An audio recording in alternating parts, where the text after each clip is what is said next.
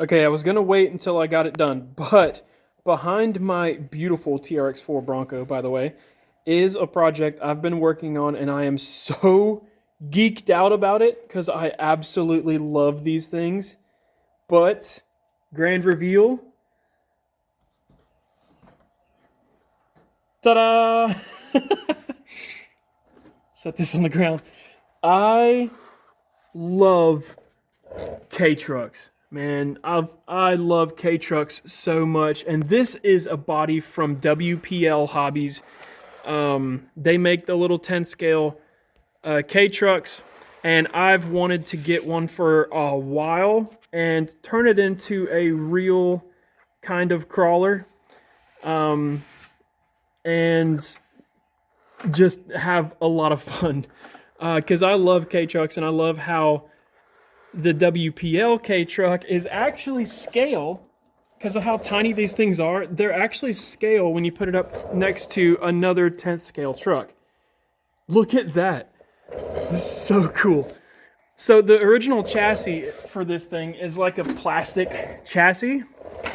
And it's got some, this was a D14. And it was the four-wheel drive one, I think. But that didn't matter to me. What I was mainly concerned about was this body. I love K trucks. I know I'm geeking out a little bit, but seeing it now for the first time after I've been modding this new chassis I'm putting it on, I'm getting more and more geeked out the closer I get to finishing it. It looks so good. And if you can't tell by the tires already, what the chassis I'm putting it on is actually a CR12 chassis from Team Associated. So if you still don't know what that is, I still have the original body actually. It's one of these. old chassis. So outdated, the diffs are huge, which is going to be a problem for me. But I'll quickly walk over the things that I've done with this so far to try to get it to work with that body in particular. So that I can hopefully get this to work correctly. Well, first things first, I had disintegrated the transmission. I'll try to link it in the description if I can find one. But the transmission gears are all plastic in these from Team Associated.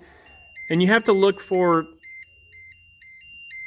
my charger going off. But you have to look for GPM metal gears for a Kaiser, something like that, and they'll fit in, but you have to do a little bit of mod on the transmission itself. A little bit of the plastic has to get trimmed in order to get them in, is what I came across. But anyway, as you can see, I tried to make the top of the chassis as flat as possible, so I removed all of the shock towers. I got rid of the stupid plastic bodied shocks that leak all the time. And the shocks that are on it currently right now, just so I can get it set up, are actually plastic body, of course. Traxxas Trax shocks. I'm not sure how long they are. I think 55 or 60 mil. Traxxas Trax shocks. And I put them on here just so that I can get the truck set up how I need it to. And they kind of work perfectly, so I'm going to find some different ones later. Preferably some metal body shocks with adjustable springs, because these ones are super stiff. Maybe not really for this truck, but so metal gears in the trans just to fix the trans. I put these shocks on so I can set it up, set the height up correctly, and then get rid of everything across the top of the chassis. So everything is cut down across the top of the chassis, minus the motor.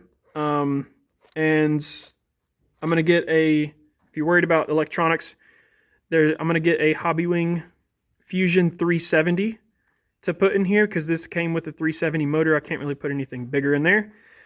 The receiver I'll stick somewhere, and then I'm going to get a bed box for the back to put the battery, and that's where I'll wire the on-off switch for the motor and put the battery in as well.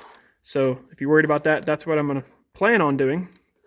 But first things first, I had to shorten the chassis quite a bit.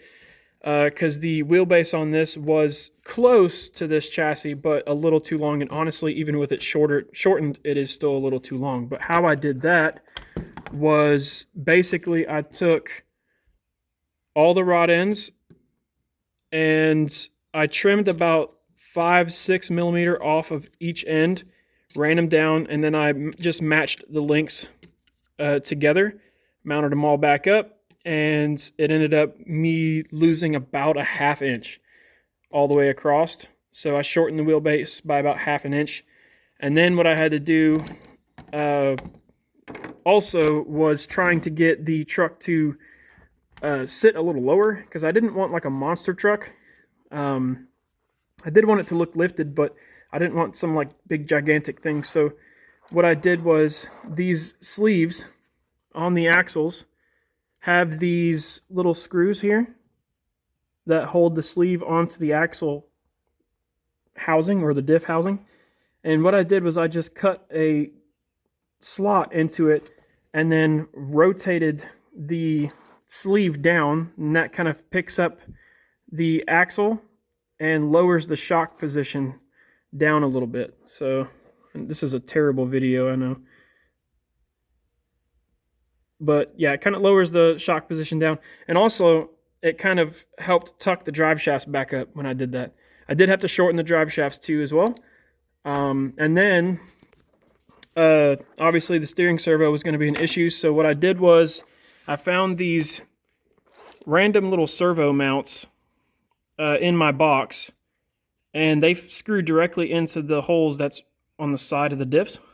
And I mounted actually the WPL's little servo on here, and it fits right up, and it works pretty good actually. So whenever that servo takes a crap, I'm going to get one the same size.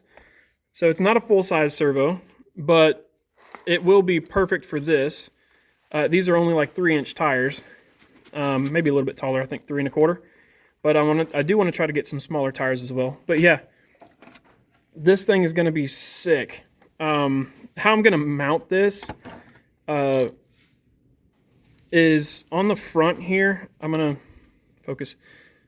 On the front here, I plan on filling this with a bumper piece of some kind. I had the factory piece around here. This is what normally on the back of the truck. Put this in here. I'm going to cut off the front piece, just leave the stubs that go through here. And then I'm just going to drill through the front bumper and into that from the front, so that when you screw it through, it's just going to screw directly into that front bumper mount. That's what I have planned there.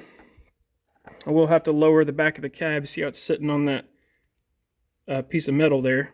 Lower the back of the cab down so that the cab on these gets held down by the bumper, or the, not the bumper, but the bed. So that holds that down.